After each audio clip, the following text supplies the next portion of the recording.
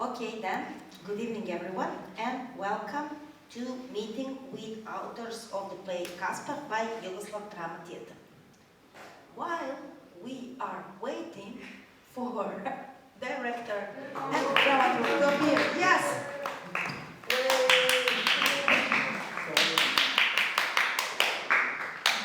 Enormous applause.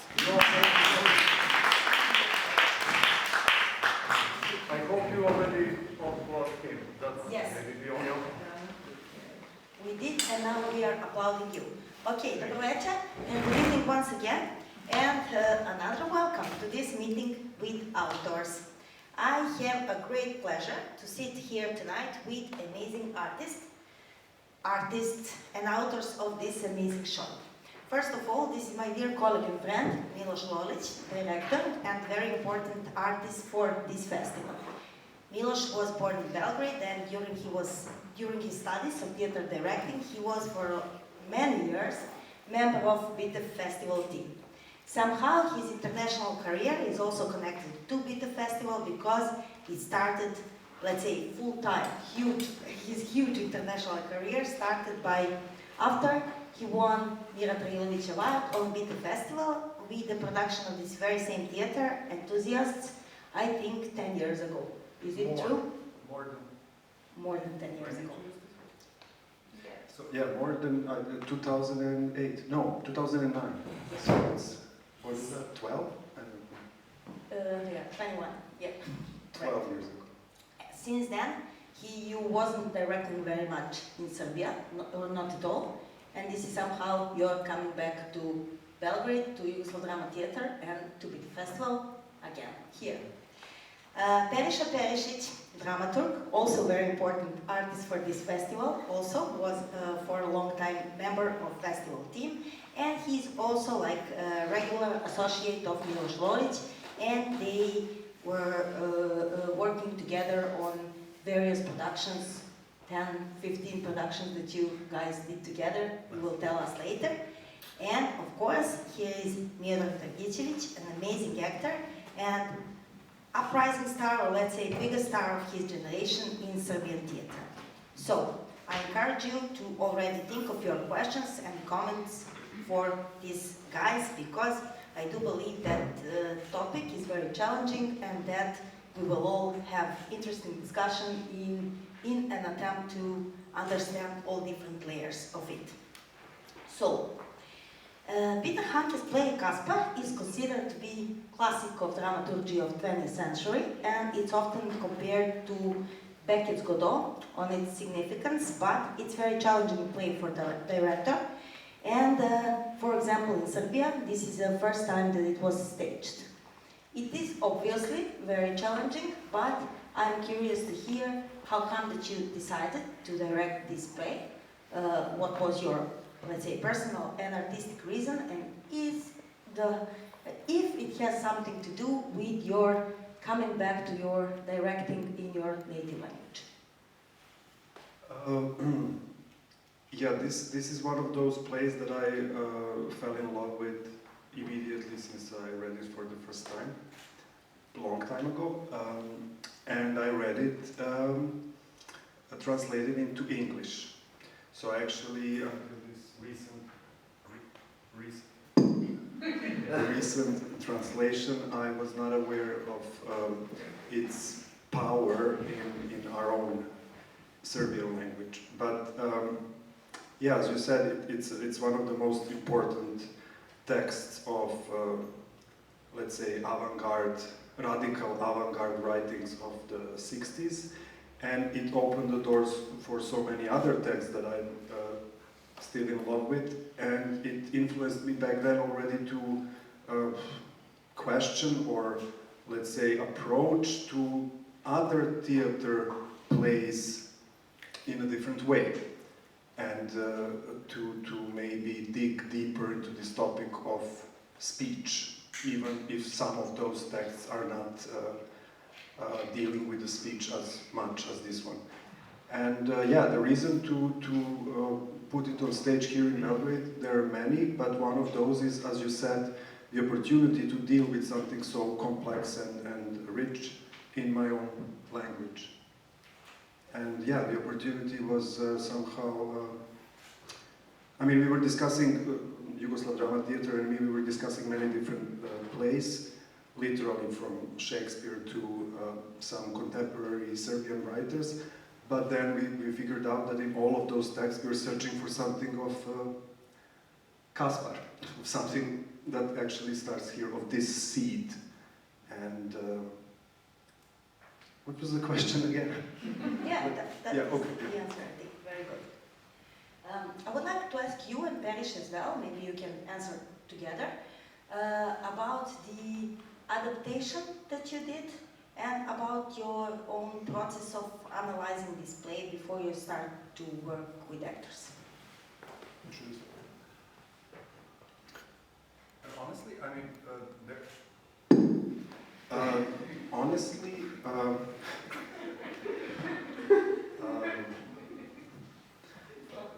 there is not much of adaptation. That's the trickiest part here. I actually consider myself quite a classical theater director, in a sense of being devoted and most of the time inspired by the text itself. And in that sense, our first challenge and let's say what we were driven by was to somehow keep the text intact, so that we really don't mess up with what Handke already proposed himself. So in that sense, there was not much of adaptation. For example, it really goes page by page, as it does. And even some scenes, I don't know if you remember now, but for example, a scene of violence, it's actually the moment in text where, actually maybe I should start talking about how the text looks like. I don't know if everyone is aware of this text. Take this one.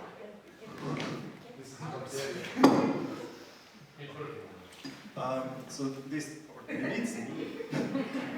Yeah, okay. So this text is already written in 2 parallel columns. So that is maybe what you call challenging for putting on stage, because it literally is confronting us with this impossibility to read both at the same time, or in this case to listen or be aware of both texts. So the moment in the text where all of a sudden in this left column, which belongs to Kaspar, is all of a sudden empty, for whatever reason Handke decided to leave it empty, we were searching for some other ways of shutting him down.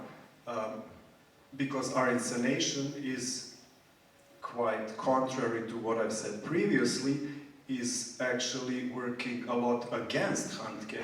So there was this, maybe that was the challenge, not the adaptation itself, but the challenge of somehow being fully fair to the writer, of somehow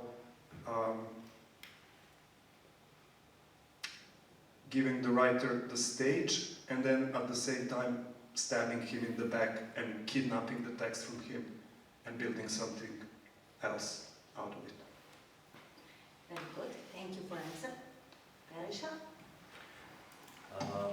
Well, I would like to add that it is quite intriguing for the project and for the whole concept, what Miloš have mentioned, because we had, perhaps I should speak without the micro. I think it's because of recording. Take this one, please.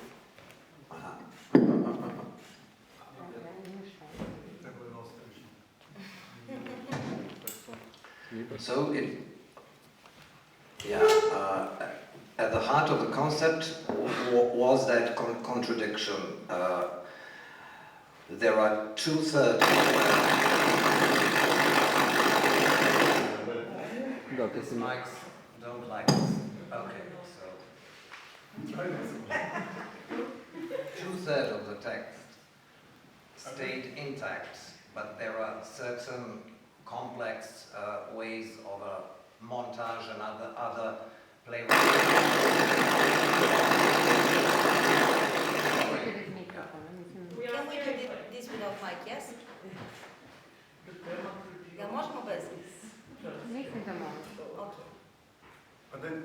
speech will not end up in the archive of this important festival. Will this? No, I'm joking. It's fine. No, thank you, because you were the part of the team you understand. Yes. Yeah, well, back then mics would work. But Yeah. Commercial break. maybe you can sing something. No. What, are you waiting for your microphone? No. Are you waiting for it? Can we continue? Yes, Then please. the new mic up here, we will Yeah. incorporate. Okay, so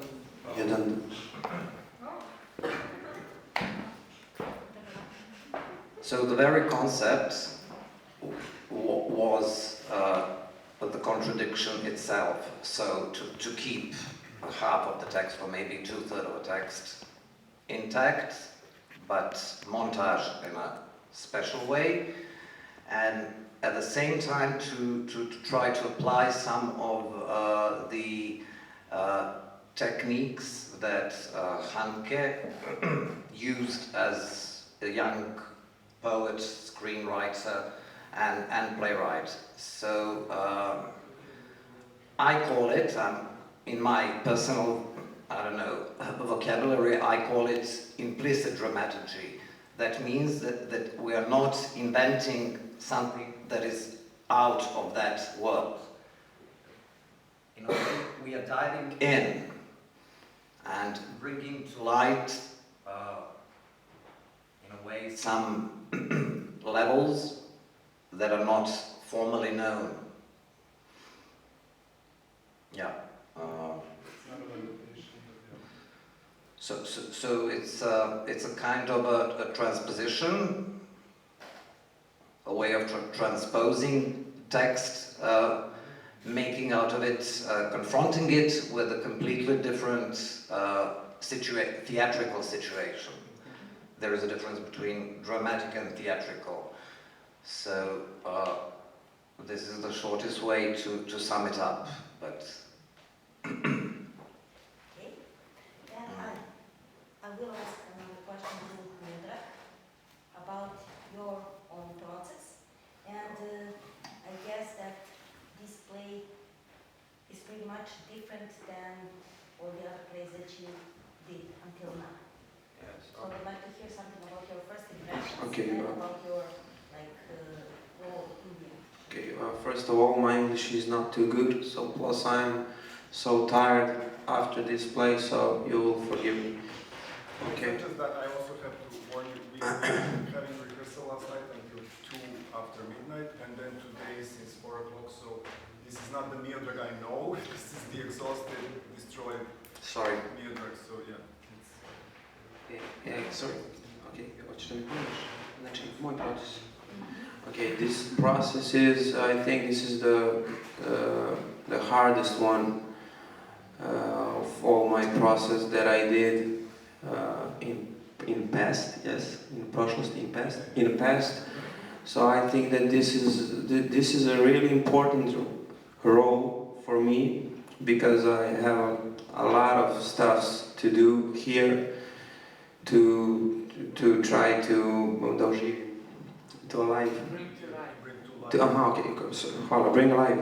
bring alive this character. So these people here and down there helps me a lot to not disappoint Peter Handke. So I think that we really did a great job with this Kaspar. It's definitely true. Yeah. What was the most challenging part for you? The most challenging part for me is being in the box. No, It's not easy. no, it's not. Free. Yeah, no, but I think the end of the play, the whole that monologues that I have at the end, and of course, and of course 120 pages to learn and put here in my head.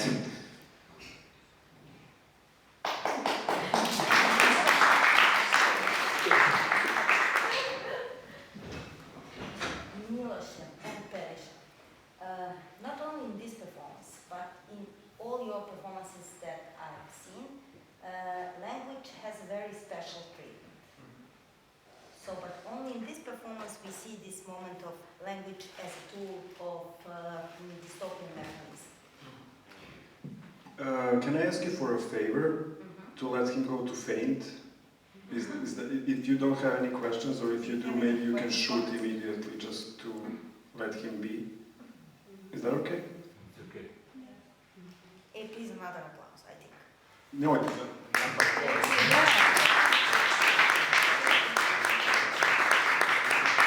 Maybe if you have some questions, destroy him and then he can leave. Finish. Yeah, finish. No? I have one Yes. question quickly. please, yes. How much time you need Wait for to the learn mic. all how much time you need to learn all of this text? Like, I don't know if you can like answer on this question at all. How much time you need to learn all these 120 pages? A lot of time, I think 3 months plus a few months Still up. learning. And I'm still learning. Okay, that's So it. this is not the end. Okay, thank you. Okay. Bravo.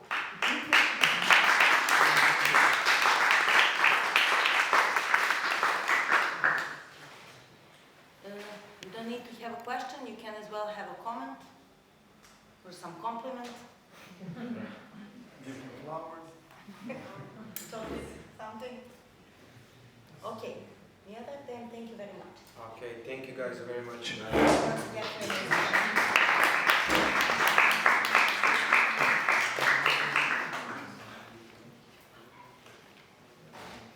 Okay. It's the treatment of language. Treatment of language in your theater play. Yeah, but Sorry, my bad.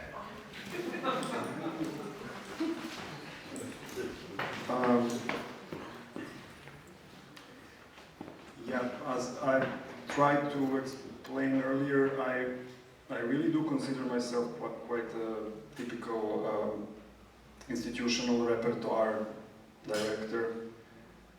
So in that sense, through negotiations with different houses, we decide which text is the one that I'm going to work on. And usually I am making a push towards those texts that are either dealing with the language or are opening for me a possibility to deal with the language. But I also have in my experience working on those texts that have nothing to do with that. So yeah, I wouldn't narrow everything to that topic only. In this case, it was something of our return to what we actually started with Musil, which is the production that was on Bitef Festival in 2009.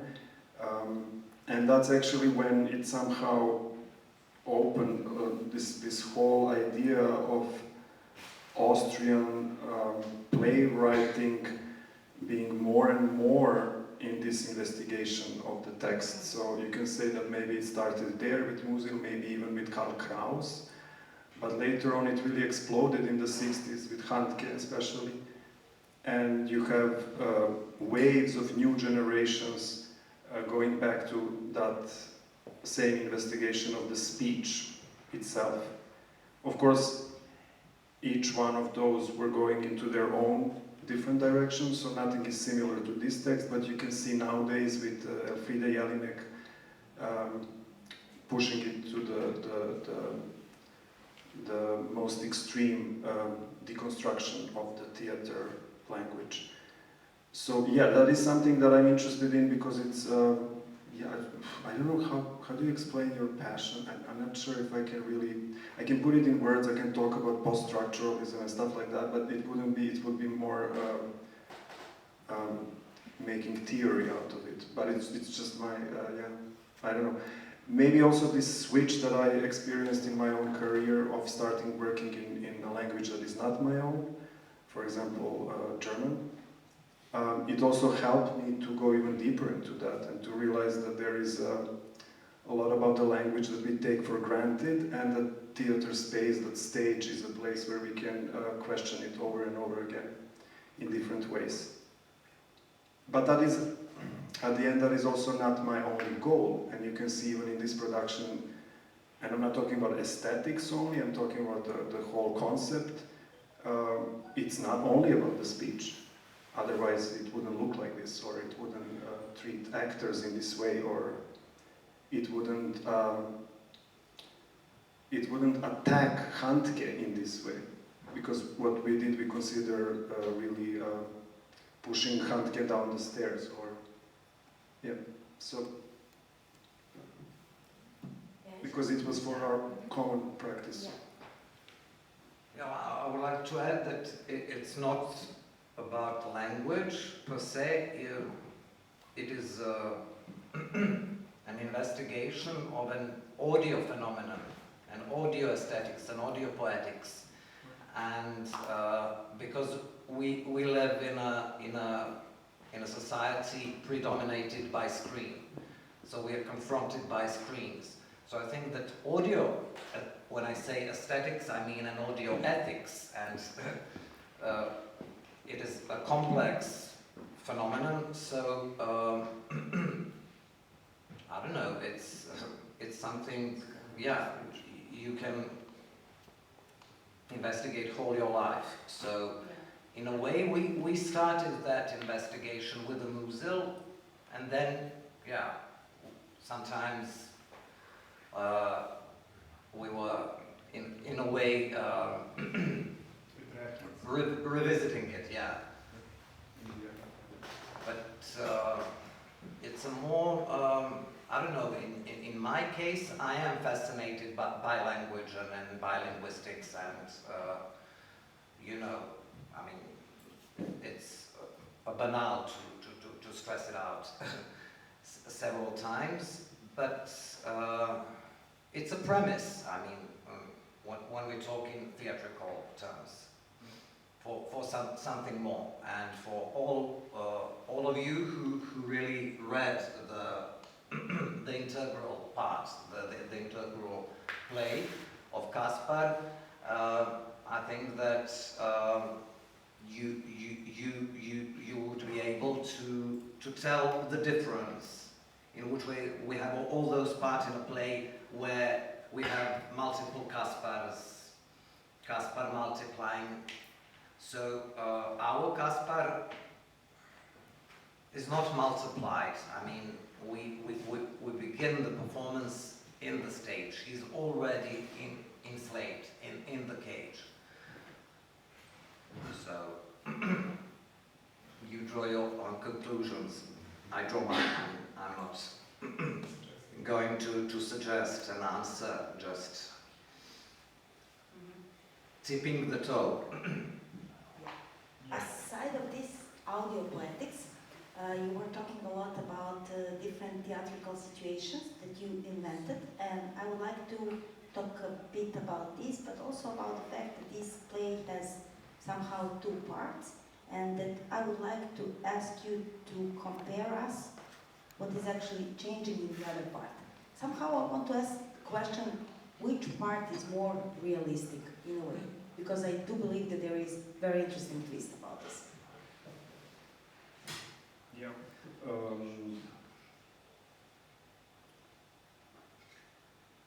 I mean, there is also another interesting thing within your question.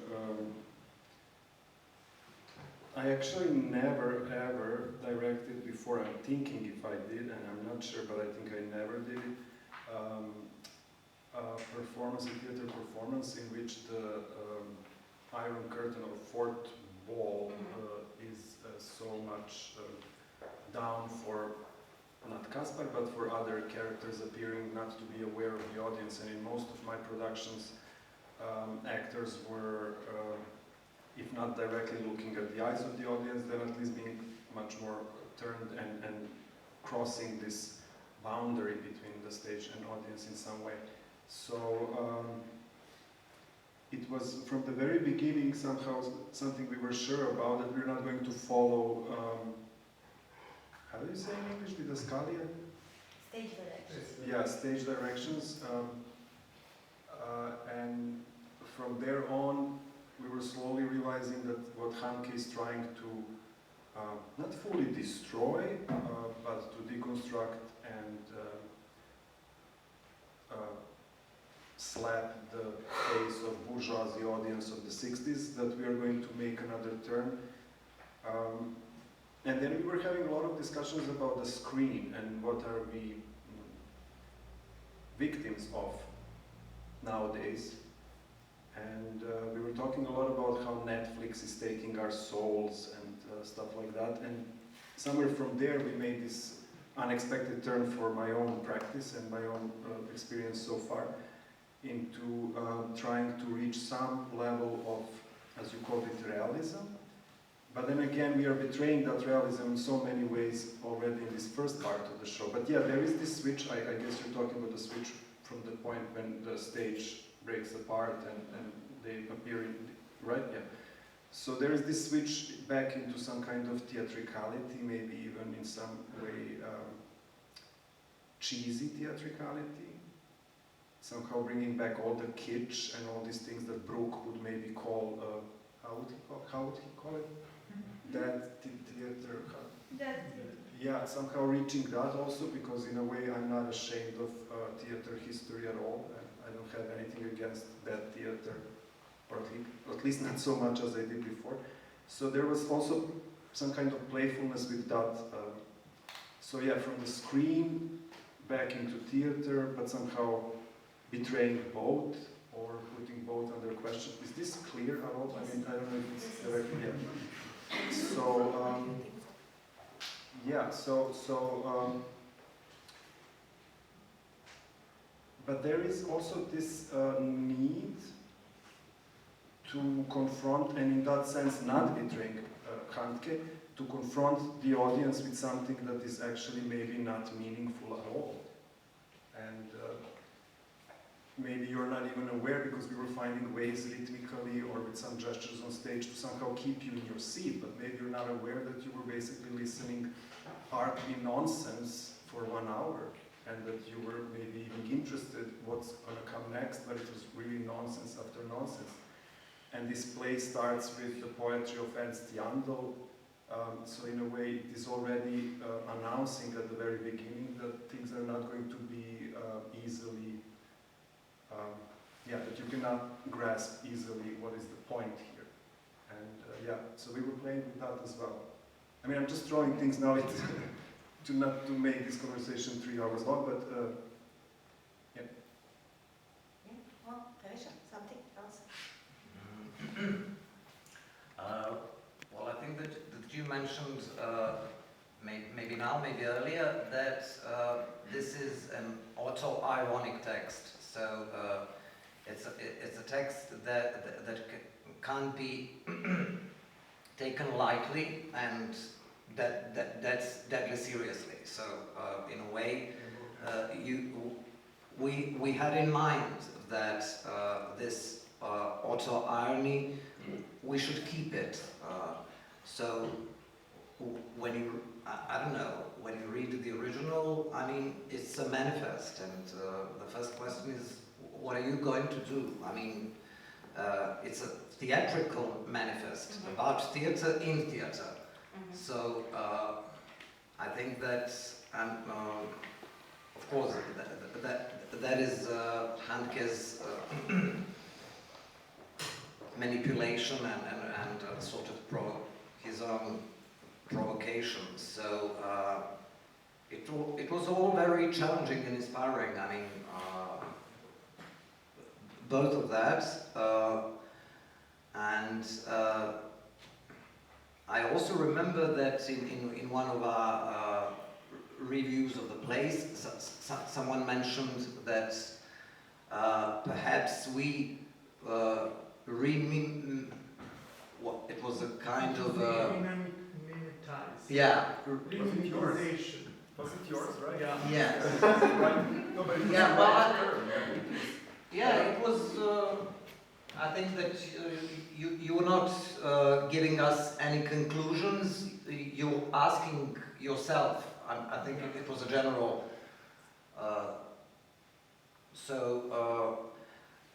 It's a very interesting question, and in a way, I don't think it is, because if the actors were play it, I don't know, in a in a way that is close to naturalism or psychological realism, maybe then.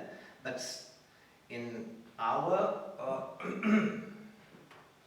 in our transposition, I think that there are, in a way, they are replaying some social roles, yeah, predestined social roles. So I'm not sure if I'm I'm clear. I mean, but I'm trying to define something, or maybe to give an answer to something that was intriguing to think about after reading all those criticisms and reviews of Kaspar. So I don't know. What do you think? Maybe they will make comments. Or Okay, even When I say you, I mean, No, not that one. That's the only one we have.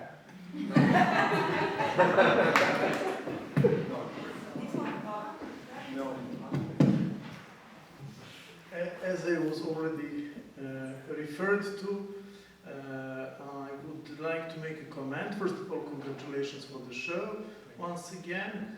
And then, I mean, I have to say that this discussion sounds a bit strange, as if both Perisha and Miloš, which I understand completely, do not want to tell more about their reading of the play, which I find pretty radical, because they think it's up to us to make these conclusions, and that's why they avoid to self-analyze their reading. Because first of all,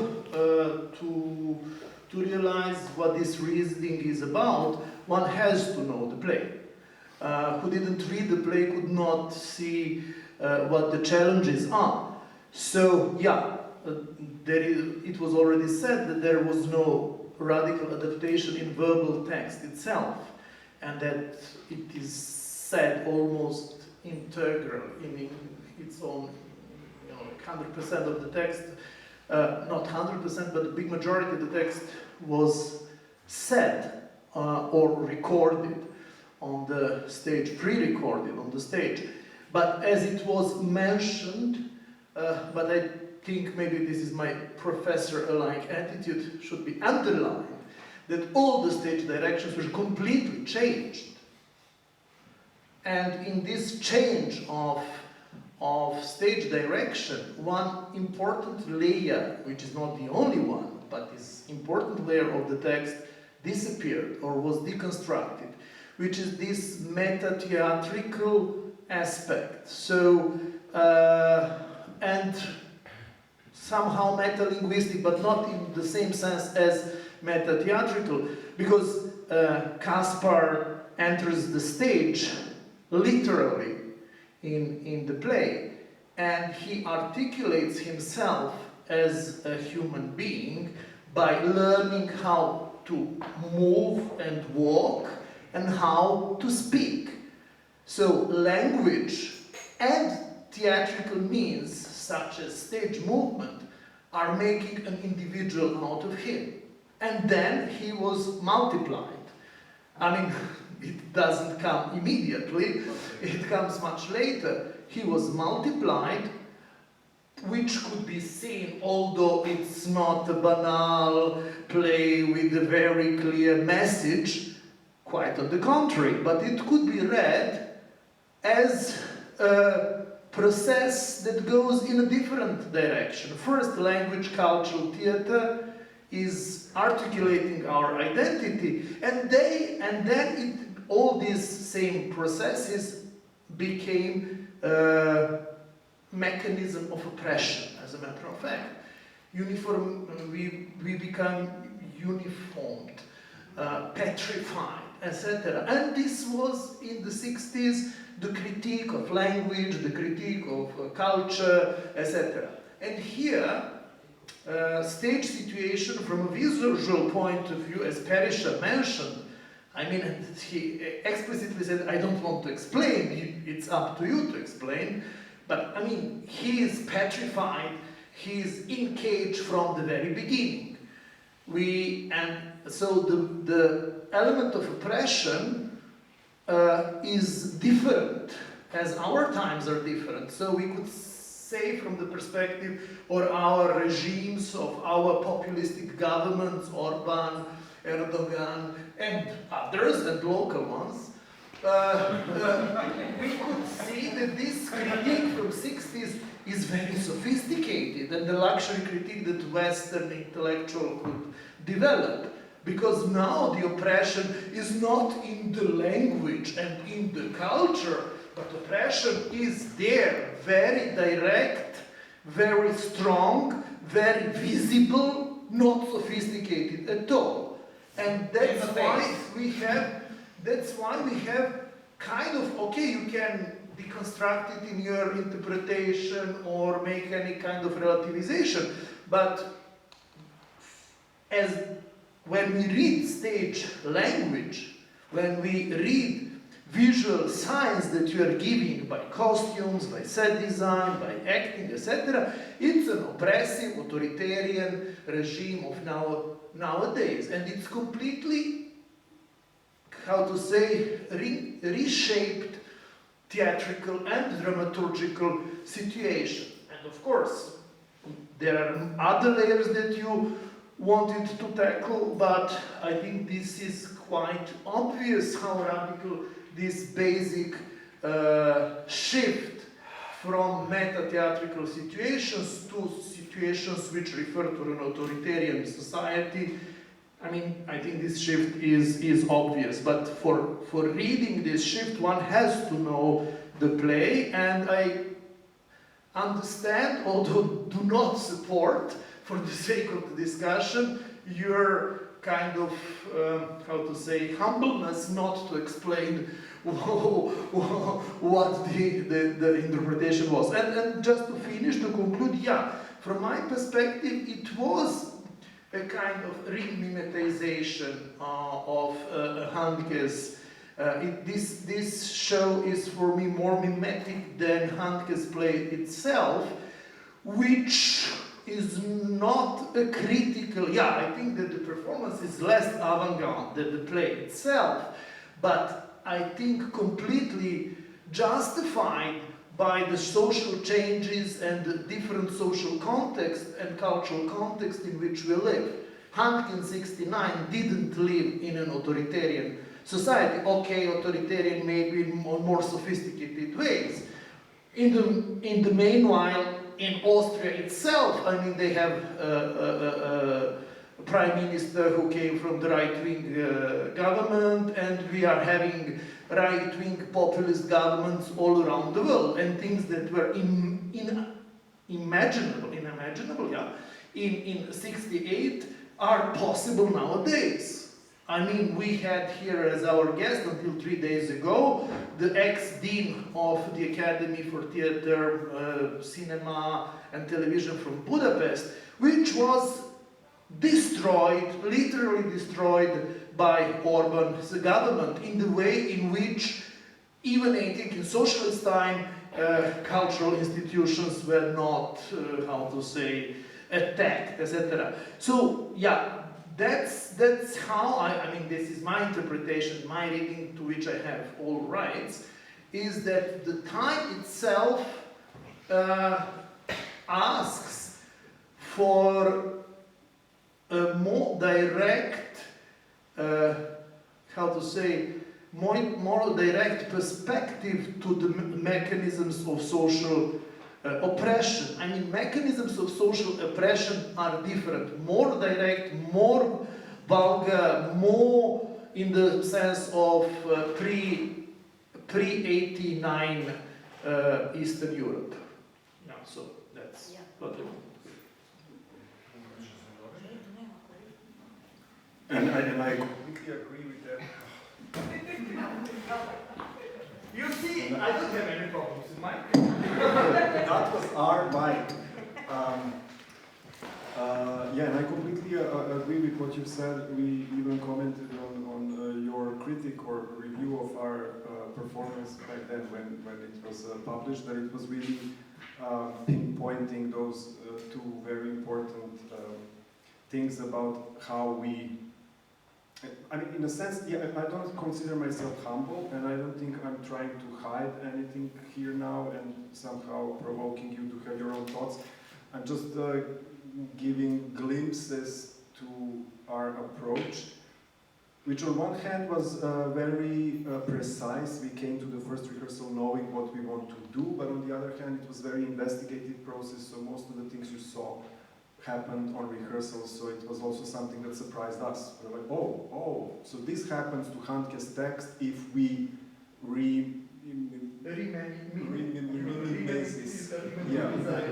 So in a sense, we didn't come smart in advance. We were also testing those things.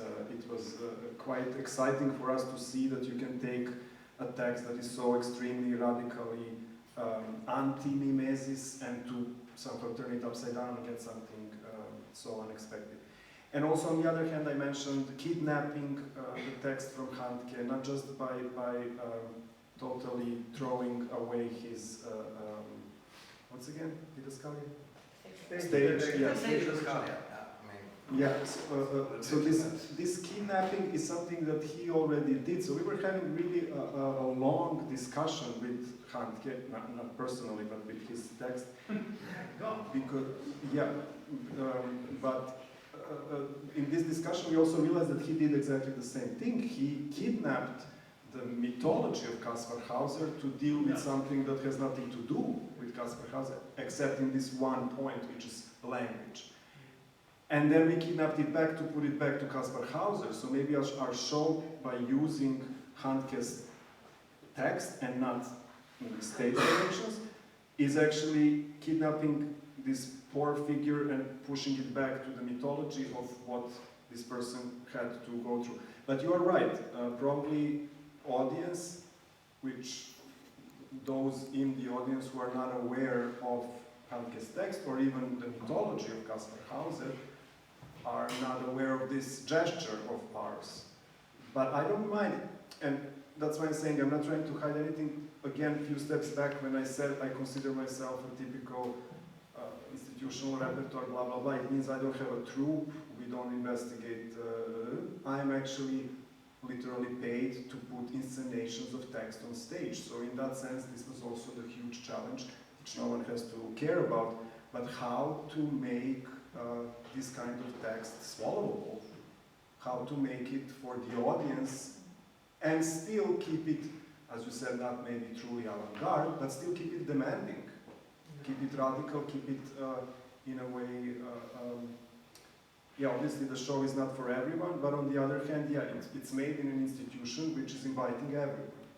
So those are all reasons to approach a text in this way. But then again, as you said, everything that Handke did in '68 with this text was so revolutionary and new, and it's a manifesto, which is all of a sudden something we discussed so much when we were just young Bitef slaves. They have never been slaves. No, but we went through a lot, really. But it's this, what is theory in praxis? How to make theory happen, not just read it or talk about it, how to make it happen on stage. So I guess when it happened in '68 or '67, this Kaspar was really theory in praxis. And this theory in praxis, dealing with the theater and the language of theater in the way that Handke did in Kaspar, it's something that nowadays we are doing to all other texts. So you can watch Shakespeare done by stage directions of Kaspar. You know, you have Hamlet entering the stage the same way that Kaspar is entering in Handke. So yeah, it's... I think that it is a general question what to do with this concept of theatricality and meta-theatricality nowadays. I mean, it was revolutionary then, and nowadays when you read it, I mean, you know, you can feel it, but it is a question. What are you going to do with all those plays which are plays about plays, theatre in the theatre, about theatre. What to do with Stoppard, what to do with Pirandello, and of course Handke is... And even with Brecht, what to do with Brecht, you know, it's... exactly. So when we are applying Brecht to everything, what to do with Brecht itself. Although what Brecht wrote in his plays is not necessarily directly in connection with what he wrote in his theory, but that's for Professor Medenica to discuss. Oh, you were not listening? That was a separation discussion because we do not agree with one point.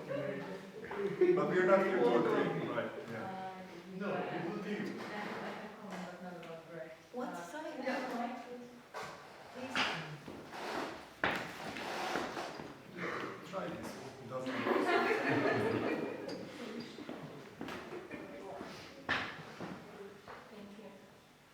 I will leave the discussion about Brecht to Professor Medenica. So, hi everyone, I'm Olga from Russian Institute of Theatre Arts. Better known as Bitef. Gitis, correct. Привет.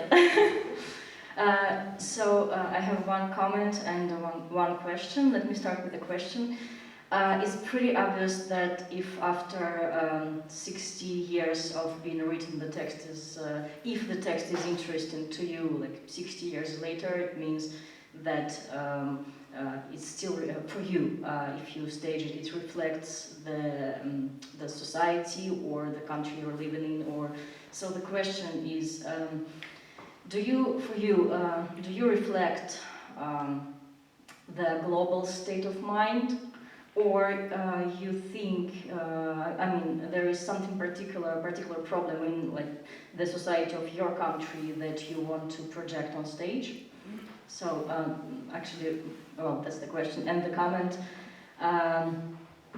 we as like theater critics probably hear a lot about different shows that this show, from the point of view of the director, for example, was very difficult / interesting to work because like the text is very difficult to stage, or you take the novel that has never been staged before.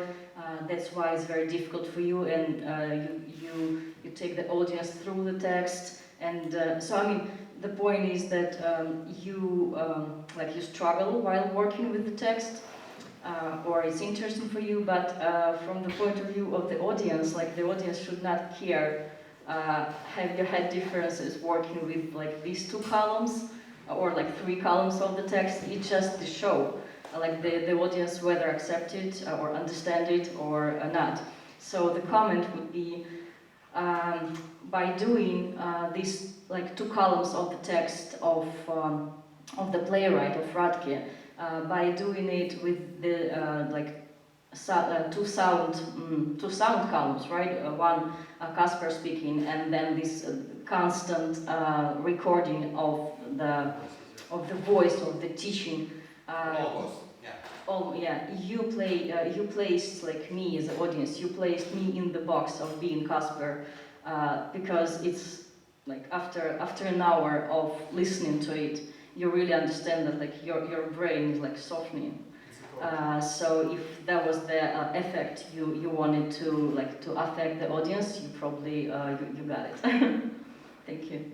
I would like to add a commentary and maybe make a question. We reacted on you mentioning Brecht because although Brecht, same as Pirandello, same as Stoppard, is well known for his formal devices, so to say.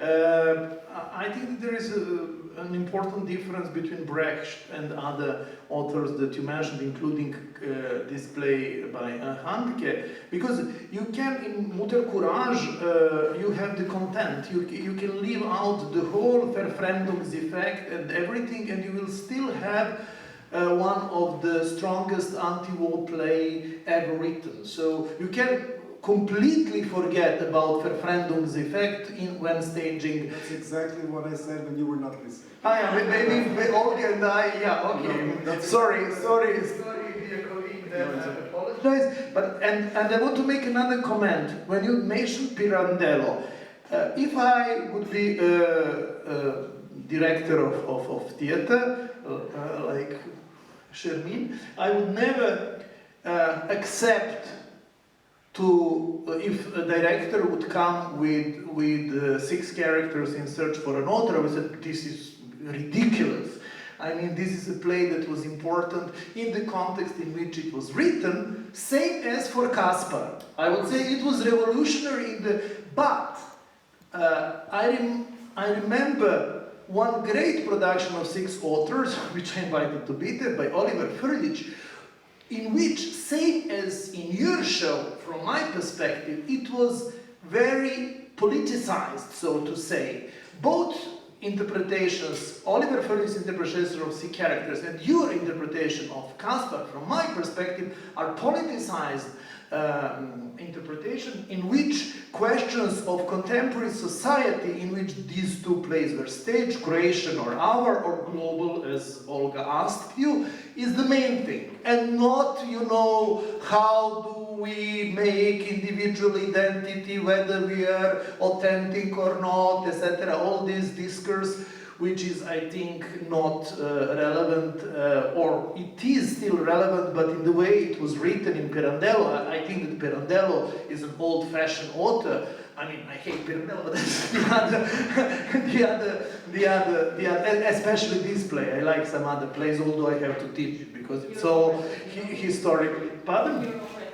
Yeah, oh, I'm on record, so shit. Okay, yeah, that was my comment, and I would like you to make a comment whether, for example, these 2 plays, 6 authors and Kaspar, nowadays are meaningful only if strongly politicized. I never even wanted to do Pirandello, but I was offering this text to some houses and it was always rejected. So I was Kaspar. Okay. So I was quite lucky here that they were interested in having something like this on repertoire. So it's true. Yes, most of those very radical playwrights would nowadays, in the context of repertoire theater, would not easily be acceptable by the house. But yeah, you're totally right with your question. We were not thinking so much about the local context as much as the global one. And then I would even add that my feeling is that it's not just about those openly or clearly oppressive, or let's even call them directly fascist societies. Fascistic? Fascist? How do you say? I recognize the same pattern in those which are softer than Orban. And if you think about what would happen nowadays to some poor child which was found from the woods and is not able to speak, I think the same situation would happen in France or whichever society we consider forward-thinking, liberating, or so on. So it's not about Putin or Orban. I think the society globally that we build nowadays is quite oppressive and is not, no matter how much we're selling human rights all around the world, is not really applying it, and we don't care. It's something that we were also discussing on our rehearsals because, of course, we were reading Foucault, and there is this, how do you translate Nazirati? Like, Nazirati?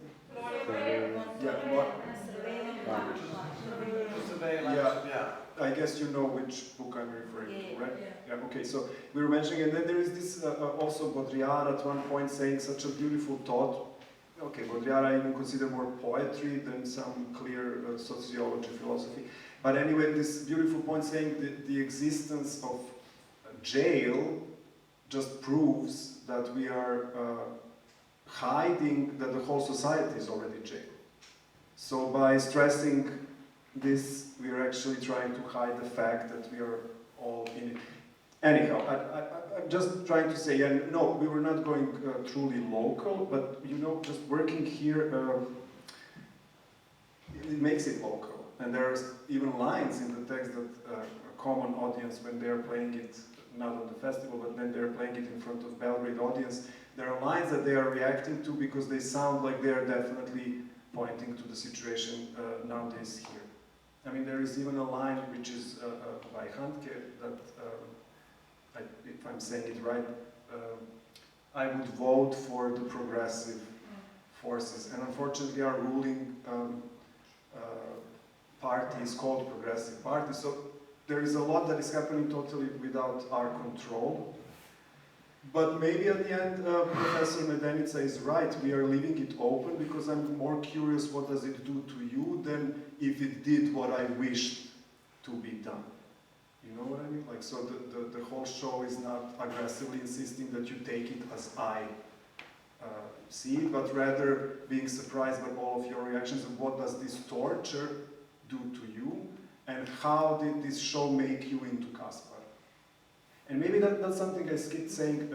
Maybe the biggest driving force for me personally now, it's nothing to do with these wider topics, was really to find a way to make it possible for audience to even, and this is a real knife in the back of Handke, to make it even possible to identify.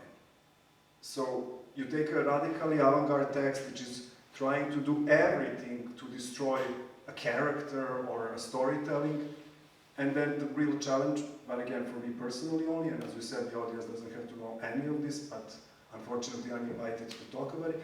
So for me personally, it was really important for me to identify Sagar towards the end and even to cry a bit myself, just for me, alone at home, but it's, yeah. In your cage. In my, exactly, yeah, in my very, you know, stylized, beautiful cage of, yeah, of what society is offering nowadays to all of us. Yeah. I'm sorry. Because after reading Handke, one is for sure, and everyone, I don't know, there is a definite, how to say, all wonder what the whole process of learning and language did to Kaspar. And I think that in our performance, it was something that came out of a contradiction. What Kaspar does to others, to those who are trying to enslave him, to those marionettes of a society, which perform and repeat their social rituals. So I think it is different, I mean, from Handke, or I don't know, an exciting addition to Handke. And another thing, it is regarding that, your remark whether is it local or global. I think that we were not able to deny that we live in authoritarian reality and a dystopian one. And I think that energy, it was in a way, I don't know, yeah, it was transposed to stage. I mean, while working, we were in a way aware that, I don't know, that, yeah, it is an experiment, that we're in an experiment itself. And whether we are going to finish the process of making a performance, you know, with masks. So, in a way, we started living Kaspar. Yeah, at some point, this box was not just symbolical. It was a lockdown, and it was all of a sudden we were, as you are now, still we were with masks, and there was this distance. But it was not. Our intention was not to make it modern in that way. It was just actually like coming back at us, like, wait a minute, but we do live this situation. And also, I have to.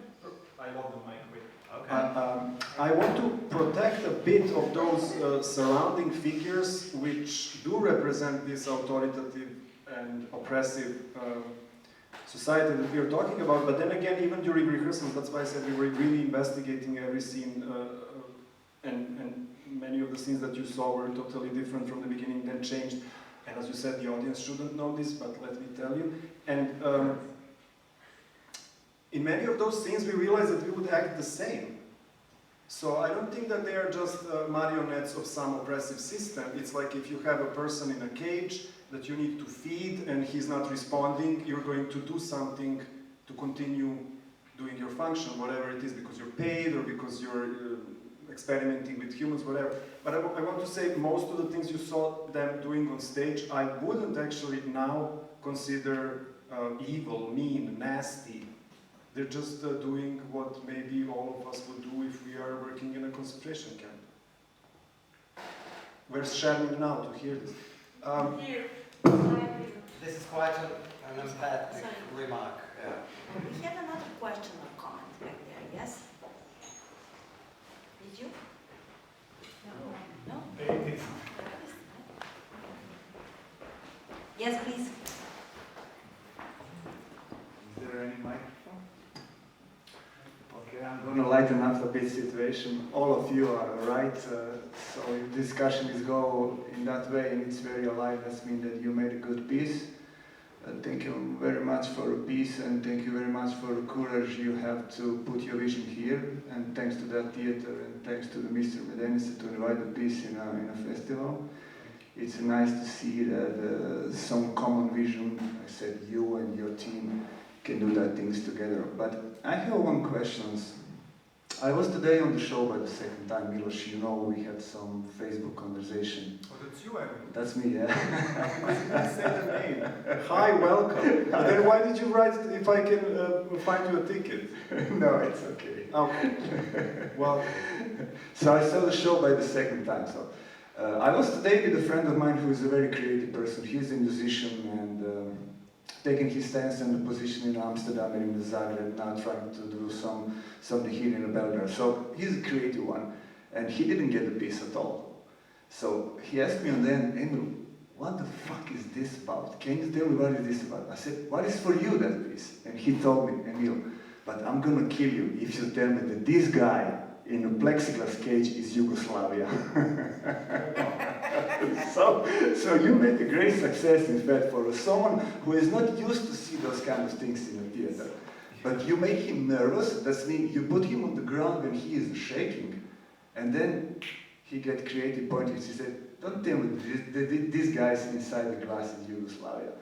So if you don't have a right words, if you can't explain to us what we saw today, I mean, that's really not important. But I have one tricky question for you. What would you, like a director, or you, like a dramaturgist, say to that friend of mine? What is peace about? what is this piece about? Yeah. You know, that was... We would Where would we begin? maybe you want to answer this one.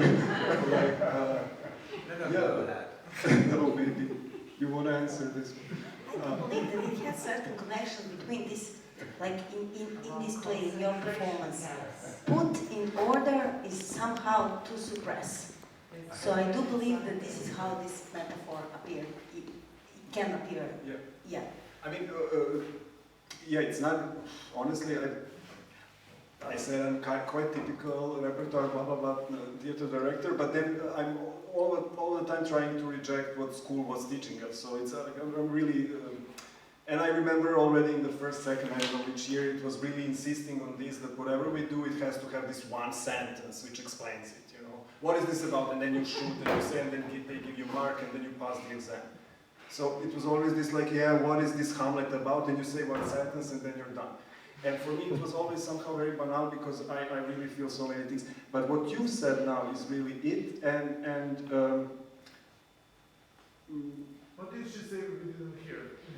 Say it again because it was really. I was inspired by this question and this beautiful story about Emil's friend.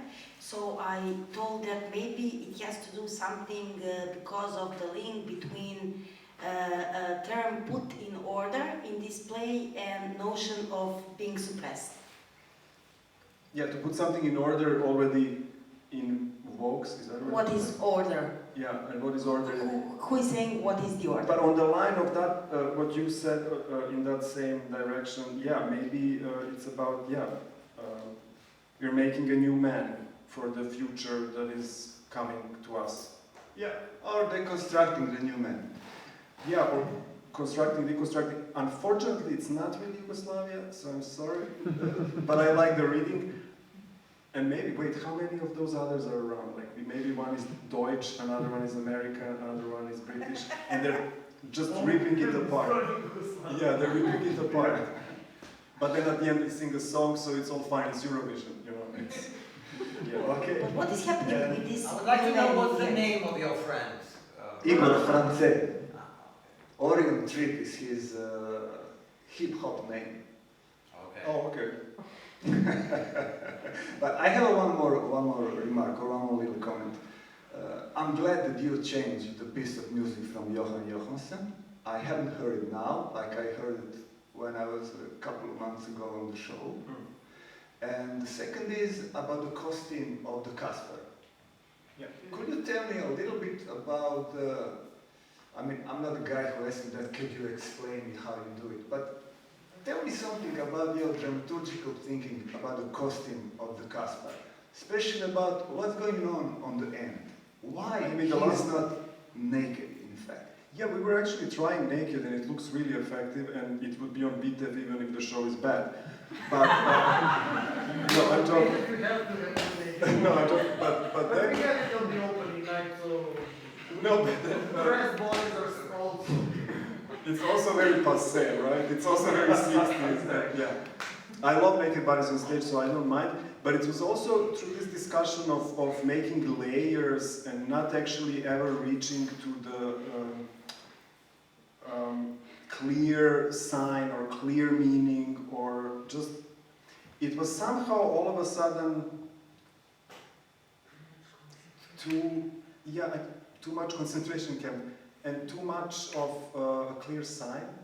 And it was actually for us much more inspiring to say, yeah, but even his insides are constructed, layered. It's not. So it's more of playing with showing something through theatrical means and not through performance art means. Let's say. Sure, Make it's it your body. choice. It's your choice. I'm just asking because, as I tell you in our previous correspondence, I'm coming Yeah, out from this but I love Sunday naked theater, bodies. so I love it when I will be always naked. No, yeah, I'm really trying hard to have naked bodies in all of my productions, but actors are resisting.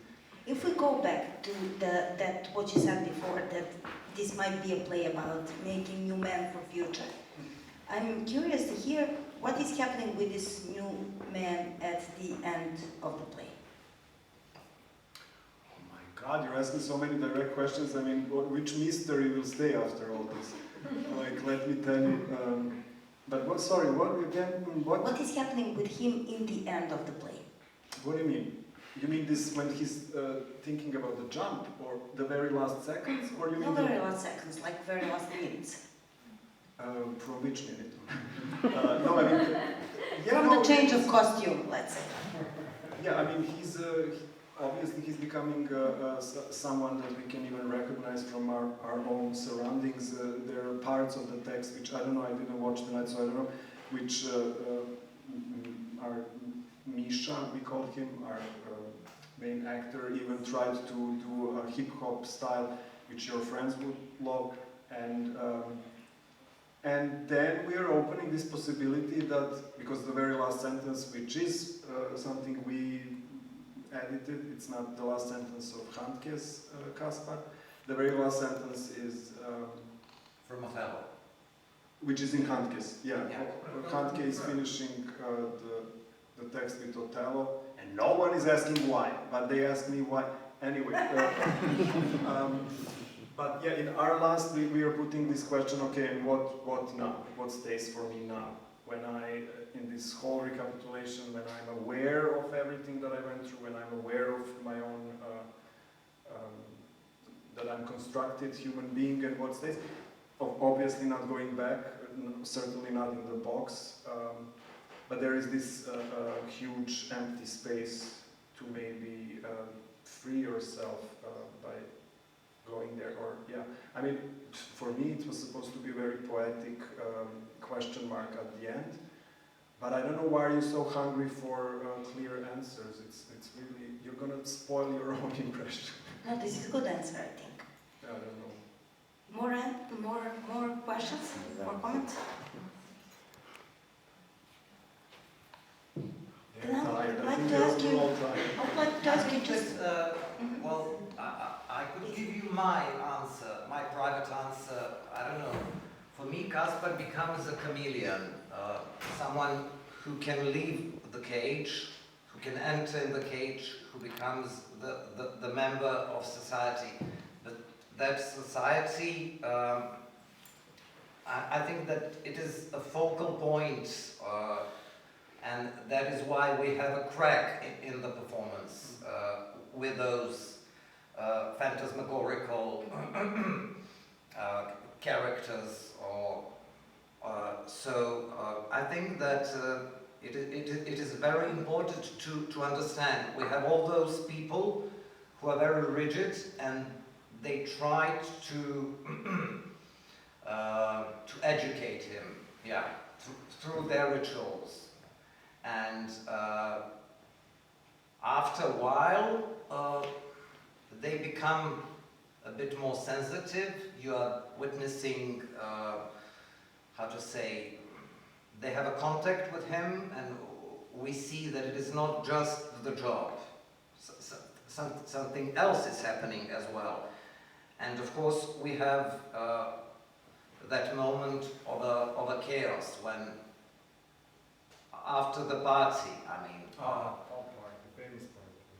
yeah, so in a way it's all upside down, and it was, I don't know, I think from the point of dramaturgical thinking, or I don't know, theatrical thinking, it was the right way, that it is the point when it should go into this phantasmagoria. I don't know.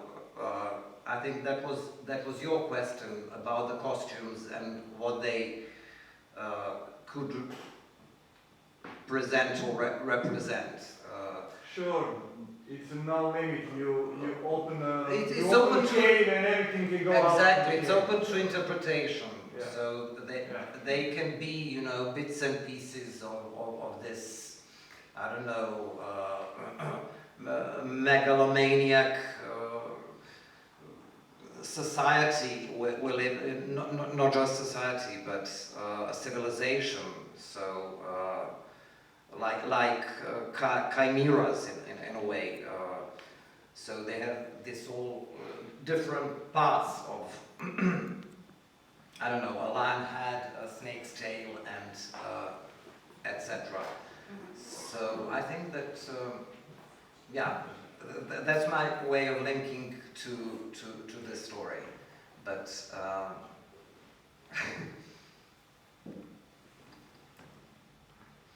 Okay. Thank you. More questions? Comments? I think that Miloš and Perish already think that we asked them too much for tonight. No, I don't. I You just actually, said it 1 minute ago. Come on. you know, I think everyone is tired and exhausted from Handke, not because of we don't have one way. I think, I mean, if they don't want to hear. yeah, No, it's not a political pamphlet. So and we don't have one reading of it or one way of understanding. So but I would still say that it is a political show. So I think that it is implicitly political you go to rest. because it is dystopian. Yeah, so it is a political But show. it's not a pamphlet. I mean, yeah. So But even Handke's text is not a political pamphlet. Maybe even less than our show, in a sense. Through what Professor Menelica said, it's going around culture and sociology and language, but maybe even being left off forgetting. But such a pity there are no more comments. That's the only thing that makes me happy about theater, to hear you and not to talk about it. Okay, I have a comment. Again, to make you. No, I was thinking while listening to the discussion and maybe some misunderstandings. I think that the visual part of your performance, I mean, all these stage actions were so attractive that one was concentrated, which is very paradoxical in the play, which is so rooted in language. Then one, although Misha Dragicevic was great in interpreting the text, but anyhow, in a certain moment, we kind of started not listening to the text and watching these very attractive stage actions. And maybe this is the reason I'm trying to explain certain misunderstandings, maybe the one that I was inaugurated by my interpretation, that these stage actions were something that, how to say, narrowed our perspective in interpreting the show. You understand? Yeah. What I want to say? Because they were maybe too attractive, so to say. And it was that we were more kind of focused in reading and interpreting the stage actions than comparing it or putting it. I would stop you here because it's totally Different for all the guests who are not speaking Serbian language, because they couldn't be seduced by the language. They had to read it. So we were commenting yesterday when we were doing the subtitles for the first time. that maybe for we have to go. No, that maybe for those who don't understand what's coming from the speakers or what Misha is saying, that for them the text is actually, the show, the performance is actually even much more radical, because for them there is just text blinking, and if you don't quickly just catch it, you don't have a clue what's going on, and then you have to rely on this, let's call it micro choreographies of some pretending to be realistic. But there are so many things that they do on stage and that you swallow as realism, but it's not. I mean, for example, the scene of violence, we were laughing so much, but then we kept it because it's so funny. They put the gloves on to put him on the floor, and then with those dirty gloves they do the operation, and then we were saying, no, They should put the gloves on later, on after they put him on the floor. And it's like, no, let's do it the way you do it. So there's a lot of this choreography that seduces you, or that is playing with the language of theater itself. But yeah, the experience of the show, I don't know. I mean, I know even people who fell asleep, so not everyone feels tortured. Depends where you're coming from. And some other people are bored, and some other people are super excited. So it's not even in our control, to be honest. Not fully in our control, because we are giving you this experience that Hanke proposed of you parallelly, simultaneously listening two tracks. And it does a different thing to each one of you, and I agree. We are somehow trying to keep you in your seats with microphones, which from time to time take over the show. Yeah, can I just suggest to finish with this official part because of the staff at theater, and yes, and then we can continue our official talk. Very gentle way to stop it. Thank you for this This is discussion. just technical thing, but I really suggest to stay here because Although Miloš, you have impression that there were no lot of comments. I mean, there was enormous amount of comments comparing to some other round table. Oh, really? I really like this discussion because everyone were really into it and asking a lot of questions and giving. I'm not aware. many Actually, comments. I'm really hopeful. Like, jury is You're totally unprepared. no. is jury in the house? Yeah. Oh yeah. yes. I'm really hopeful that Fan Fatale will win. No, I'm joking partly, but I love the work of that colleague, and I didn't see the show though. But, so I don't know. You had the discussion with him. I hope it was also an inspiration. I have only one question Okay. for some, I don't know, for the audience. Was it too much textual? Because for us it is a new impression that we haven't, because this is the first time we are trying it with these subtitles. Yeah, of course not. They were blinking like stroboscope. It was really like, whoa. No, but without text it won't work. Yeah, I mean, in a way, even You could experience visually what is happening to those who speak the language. They're really bombarded with lines and lines of not easily swallowable thoughts. No, the thing is, if you just remove the text like at all, and will, I don't know, speak Chinese without subtitles, it will be absolutely understandable what's going on. I mean, the audience will get the idea of it. But answering your question, like if it's a lot of the text or not enough, if the text is not aggressively like put into like the audience face, the show won't work. So Exactly. It's not too much about the language. and this is the foreigner's opinion, who does not speak Serbian. No, that's why it's valuable for us to hear you rather than you just hearing us, because it's also a new experience for us. We don't have a clue what does the performance do to you, actually. Language is very challenging, therefore we feel we need to analyze it somehow, and all the visual elements I think will work very, very well, and that they are understandable somehow. Thank you so much. I really